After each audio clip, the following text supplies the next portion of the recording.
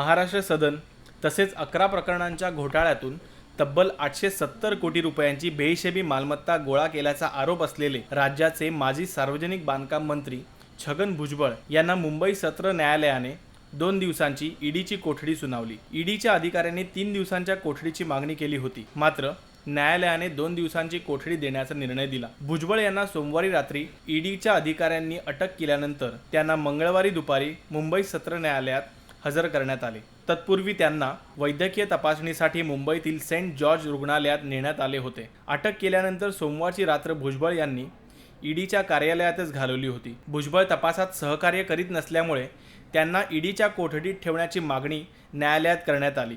सोमवारी सकाळी ईडीच्या कार्यालयात गेलेल्या भुजबळ यांना तब्बल 11 तासांच्या चौकशीनंतर अटक करण्यात आली होती। छगन भुजबळ यांनी राज्यात मंत्री असल्याचा फायदा घेत पैसा जमा केल्याचा युक्तिवाद ईडीच्या वकिलांनी न्यायालयात केला। त्यांच्या उत्पन्नाच्या स्रोतांबद्दल संशय असून त्यांच्याकडून झालेल्या आर्थिक व्यवहारातील दस्तावेज समाधानकारक नाहीत असेही न्यायालयात सांगण्यात आले आहे। या प्रकरणी सुरू असलेल्या चौकशीत ते सहकार्य करीत नसल्याचेही न्यायालयाने स्पष्ट केले आहे। त्यामुळेच त्यांना आता 2 दिवसांची कोठडी सुनावण्यात आली आहे। दरम्यान या प्रकरणात आपल्याला लक्ष्य केले जात असल्याचा युक्तिवाद भुजबळांकडून करण्यात आला। समीर आणि पंकज भुजबळ यांच्या व्यवहारांबद्दलची माहिती आपल्याला नाही, त्यामुळे त्याबद्दल माहिती देऊ शकत नाही असे त्यांनी न्यायालयात सांगितले। आपली बाजू मांडताना भुजबळ भावूक झाले होते असे प्रत्यक्षदर्शींनी सांगितले। या प्रकरणी महासंचालनालयाने आधीच समीर भुजबळ यांना अटक केली आहे। समीर हे सध्या न्यायालयीन कोठडीत असून त्यांना आर्थर रोड येथील मध्यवर्ती तुरुंगात ठेवण्यात आले आहे।